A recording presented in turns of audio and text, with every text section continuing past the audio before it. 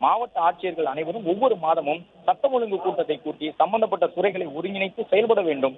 ஒவ்வொரு முக்கியமான வழக்கிலும் சட்ட வல்லுநர்களோடு கலந்தாலோசித்து தவறு செய்தவர்கள் தப்பாதபடி உடனடியாக தீர்வு கிடைப்பதற்கு சட்ட நடவடிக்கைகளை விரிவுபடுத்த வேண்டும் என்று சொல்லி இருக்கக்கூடிய முதலமைச்சர் மாவட்ட ஆட்சியர்கள், வருவாய்த்துறையினர் மற்றும் காவல்துறையோடு ஆலோசித்து ஒவ்வொரு சம்பவமும் நடப்பதற்கு முன்னதாகவே மூல காரணத்தை கண்டறிந்து குற்றச்சம்பவங்களை தடுக்க நடவடிக்கை எடுக்க வேண்டும் என்கிறார். அதாவது கலவரம் போன்ற சூழல் உருவாகக்கூடிய நிலை இருந்தால் அதனுடைய மூல காரணத்தை முன்பாகவே கண்டறிந்து விட்டால் அதை தடுத்துவிட முடியும் என்று வலியுறுத்தி இருக்கக்கூடிய முதலமைச்சர் சட்டம் ஒழுங்கு பாதிப்பை ஏற்படுத்தக்கூடியவர்களுடைய நடத்தையில் மாற்றத்தை கொண்டு வர வேண்டும். இதற்காக வருவாய்த்துறை, காவல்துறை அனைத்து தகவல்களையும் சேகரித்து அதை சரிபார்த்து முன்பாகவே என்ன நடக்கும் என்று கணித்து அதற்கேற்றவாறு செயல்பட வேண்டும் என்கின்றார். அதாவது முதலமைச்சர் சொல்லும் பொழுது குற்ற வழக்குகளில் தொடர்புடையவர்கள் தொடர்ந்து கண்காணிக்கப்பட வேண்டும் என்பதை வலியுறுத்தி இருக்கின்றார். அதிலும் குறிப்பாக பெண்கள் பாதுகாப்பை 100% உறுதிப்படுத்த வேண்டும். நோ சேஞ்ச் நோ காம்ப்ரமைஸ், இந்த வார்த்தையை அழுத்தம் திருத்தமாக இன்றைய கூட்டத்தில் IPS அதிகாரிகளுக்கும் அதே போன்ற IAS அதிகாரிகளுக்கும் முதலமைச்சர் சொல்லியிருக்கின்றார். பெண்கள் பாதுகாப்பு என்று வரும்போது no change and no compromise, பெண்களுடைய பாதுகாப்புக்கு உரிய ஸ்பெஷல் அரேஞ்ச்மெண்ட், சிறப்பு ஏற்பாடுகளை காவல்துறையினர் செய்ய வேண்டும்.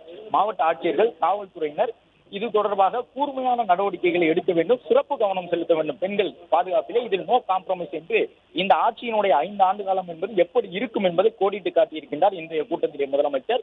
ஸ்டூடெண்ட் அண்ட் சில்ட்ரன் சேஃப்டி என்று குறிப்பிட்ட மாணவர்கள் மற்றும் சிறார்களுடைய பாதுகாப்பிலே முக்கிய கவனம் செலுத்த வேண்டும். ஒவ்வொரு பள்ளிக்கும் அருகில் உள்ள கடைகளை கவனிக்க வேண்டும் என்று முதலமைச்சர் அறிவுறுத்தி இருக்கின்றார். பள்ளிக்கூடம் அருகில் இருக்கக்கூடிய கடைகள் மூலமாக போதைப் பொருட்கள் விற்பனை செய்யப்படுகின்றது என்ற குற்றச்சாட்டு எழுந்து வரக்கூடிய நிலையில் அதை முன்னிட்டு முதலமைச்சர் இந்த அறிவுறுத்தலை வழங்கியிருக்கின்றார். பள்ளிக்கூடங்கள் அருகே இருக்கக்கூடிய கடைகளில் அவ்வப்பொழுது சோதனை நடத்த வேண்டும் என்று சொல்லியிருக்கின்றார்.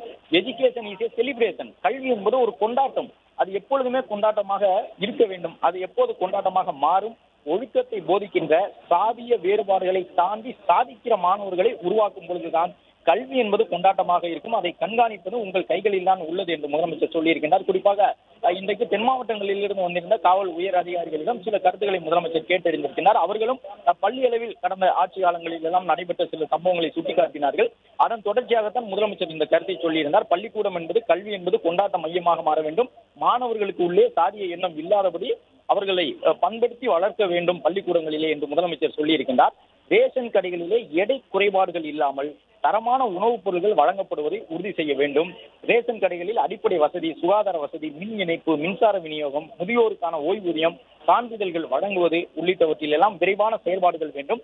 இயற்கை பேரிடர் ஏற்படக்கூடிய காலங்களில் உடனடி நிவாரணம் மற்றும் மீட்பு நடவடிக்கைகளை மேற்கொள்ள வேண்டும் என்று முதலமைச்சர் வருவாய்த்துறையினர் மூலமாக அதை செய்வதற்கான அறிவுறுத்தலை காவல் மற்றும் இந்திய ஆட்சிப் பணி அதிகாரிகளுக்கு வழங்கியிருக்கின்றார். மக்களிடம் செல், மக்களோடு வாழு, மக்களிடமிருந்து கற்றுக்கொள் என்பதுதான் அண்ணா சொன்னது.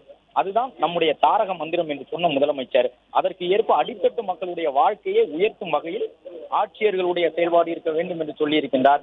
மனு கொடுக்க வரும்போது மக்களிடம் இது சாத்தியம் என்றோ சாத்தியம் இல்லை என்றால் சரியான காரணங்களுடன் மக்களிடம் தெளிவுபடுத்தி சொன்னாலே அவர்கள் தெளிவாக புரிந்து கொள்வார்கள். மனுவை வாங்கி மட்டும் வைத்துக் கொள்ளக்கூடாது. மனு கொடுக்கும் பொழுதே அதை செய்ய முடியும் என்றால் செய்ய முடியும், செய்ய முடியாது என்றால் ஏன் செய்ய முடியாது, அதை அந்த மக்களுக்கு நீங்கள் சொல்லிவிடுங்கள். மனு கொடுக்கும் பொழுதே அரசின் சேவைகள் அவர்கள் வீட்டுக்கே போய் சேர வேண்டும். அதற்கு உங்களுடைய ஆலோசனைகளை எதிர்பார்க்கின்றேன் என்றும் மாவட்ட ஆட்சியர்கள் மற்றும் காவல்துறையை சார்ந்த உயர் அதிகாரிகளிடம் முதலமைச்சர் ஒரு வேண்டுகோளையும் இன்றைய நாளிலே முன்வைத்தார்.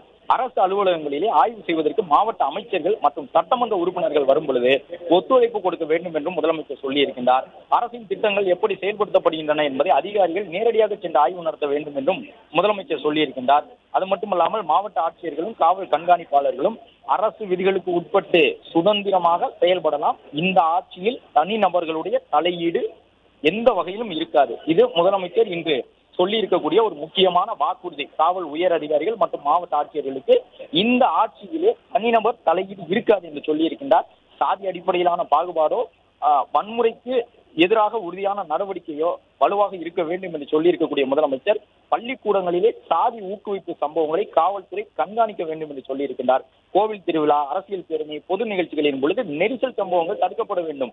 பொதுப்பணித்துறை, அறநிலையத்துறை, தீயணைப்புத்துறை, வருவாய்த்துறை முக்கிய நிகழ்ச்சிகளின் பொழுது காவல்துறையோடு முன்கூட்டியே ஒருங்கிணைந்து செயலாற்ற வேண்டும் என்று முதலமைச்சர் வலியுறுத்தி இருக்கின்றார். தமிழகத்தில் ஊரக பகுதிகளில் நடைபெறக்கூடிய பெரும்பாலான காயப்படுதல் வழக்குகள், கொலைகளுக்கு நிலத்தகராறுகளே முதன்மையான காரணமாக இருக்கின்றன என்று சொன்ன முதலமைச்சர் மாவட்ட அளவிலான நில வழக்கு தீர்வு குழு ஒவ்வொரு மாவட்டத்திலும் சீரமைக்கப்பட்டு 2 வார இடைவெளியில் அந்த நில வழக்கு தீர்வு குழு கூட்டப்பட வேண்டும். ஏனென்றால் ஊரில் நடக்கக்கூடிய கொலைகள், ஊரில் நடக்கக்கூடிய கிராமங்களில் நடக்கக்கூடிய அடிதடி சம்பவங்களுக்கு முழுக்க முழுக்க காரணமாக பெரும்பாலும் இருப்பது நிலத்தகராறு.